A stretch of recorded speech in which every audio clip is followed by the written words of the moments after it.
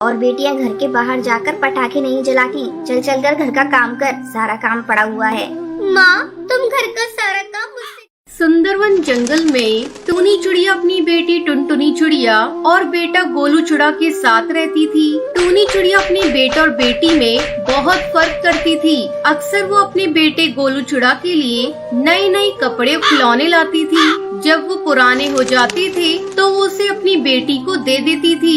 उस दिन पटाखों का त्योहार दिवाली थी। गोलू चिड़ा अपनी माँ से कहता है, माँ, मैं दोस्तों के साथ पटाखे जलाने जा रहा हूँ। शाम तक घर लौटूंगा, तुम मेरी चिंता मत करना। तब टूनी चिड़िया कहती है, बेटा जा। अपने भाई को जाते देखकर टुनटुनी चिड़िया अपनी माँ से कहती है, माँ, मैं भी अपनी सहेलियों के साथ पटाखे जलाने चली जाऊँ। तब टूनी चिड़िया गुस्से से उसे डांटते हुए कहती है, तू बेटी है और बेटियां घर के बाहर जाकर पटाखे नहीं जलाती। चल चल कर घर का काम कर, सारा काम पड़ा हुआ है। माँ, तुम घर का सारा काम मुझसे करवाती हो और भैया केवल खेलता रहता है। उसे तो तुम कुछ नहीं कहती, बस सारा दिन मेरे पीछे हाथ धोकर पड़ी रहती हो।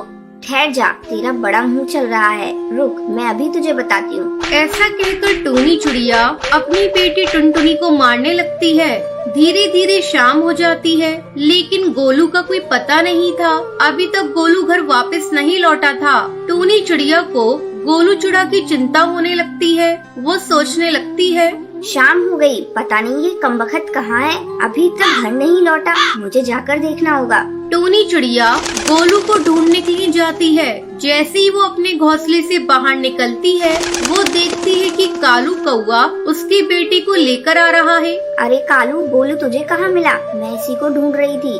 आंटी, ये शराब पीकर नदी में गिरा हुआ था। मैंने इसे देखा तो उठाकर लाया। लो, संभालो अपने बेटे को। तब टूनी चिड़िया अपने बेटे से पूछती है, क्यों रे, तू तो अपने दोस्तों के साथ पटाखे जलाने गया था। ये शराब तूने कैसे पी ली?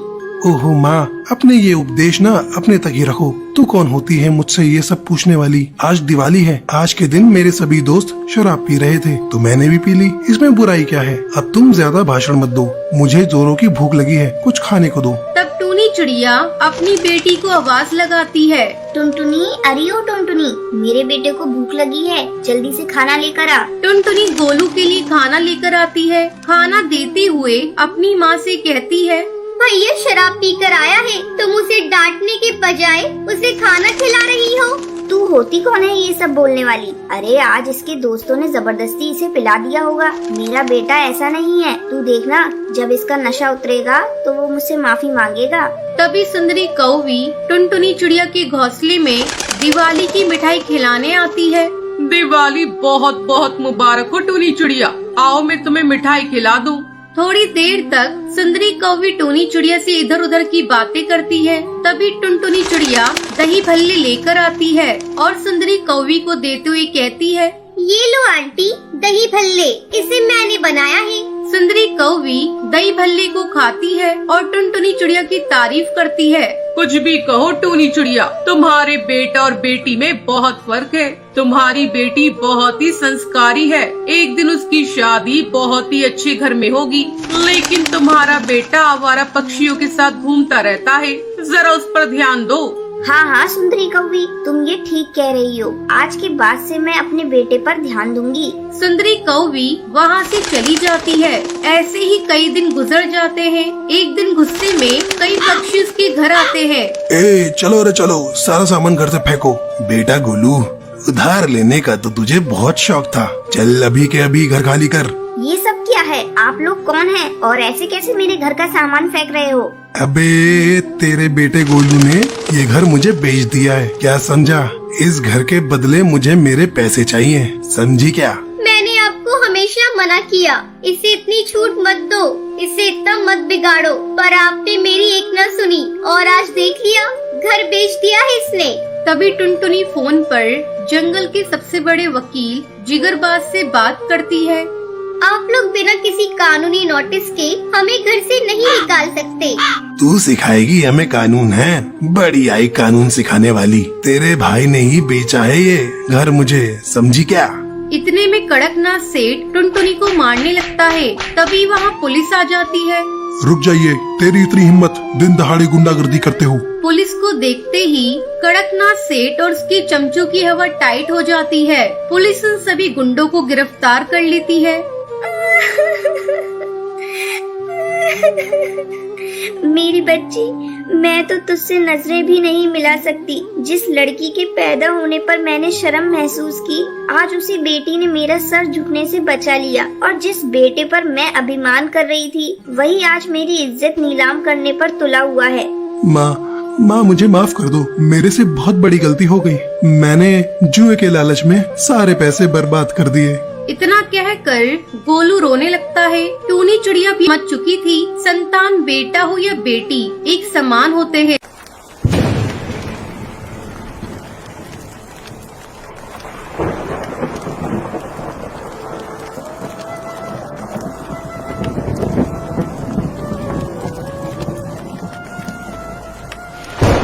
बंटी कबूतर और टुनटुनी सब्जियों की खेती किया करते थे।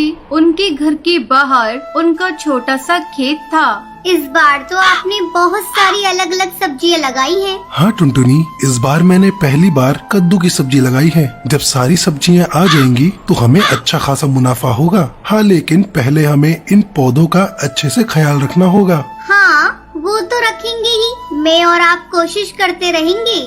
टुनटुनी और बंटी कबूतर मिलकर अपनी सब्जियों के खेतों का बहुत अच्छे से ख्याल रखते थे। उनके खेत ही उन दोनों की कमाई का जरिया थे। धीरे धीरे उनके पौधों में सब्जियां लग गई। ये देखकर वो दोनों बेहद खुश थे।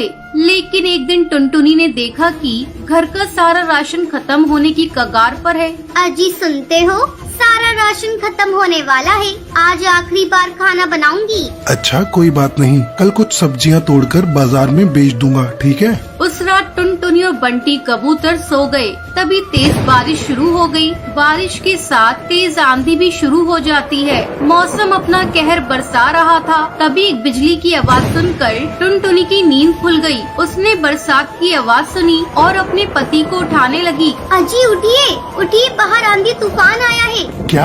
हाँ, आवाज सुनिए। जब बंटी कबूतर डाल पर आकर देखता है, तब तक तेज आंधी से सारे पेड़ पौधे उखड़ चुके थे। टुनटुनी, सारे पौधे उखड़ चुके हैं। हे राम! आप पहले अंदर आइए।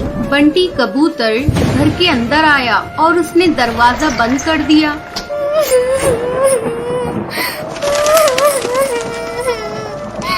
हे राम, अब हमारा क्या होगा? घर में तो राशन भी नहीं है। अब हमें भूखा रहना होगा। हे भगवान, तूने सारी मेहनत बेकार कर दी। अब मैं क्या करूं? अब क्या होगा? रो मत टुनटुनी, कुछ न कुछ जरूर होगा, लेकिन हमें भूखे मरने की नौबत नहीं आएगी। मौसम की मार से उनके सारे पौधे खराब हो चुके थे। ये सोचकर वो दोनों परेशान थे और सुबह हुई और मौसम का कहर रुक गया। आंधियां बंद हो गयी। फिर टुनटुनी और बंटी कबूतर अपने खेत में आए।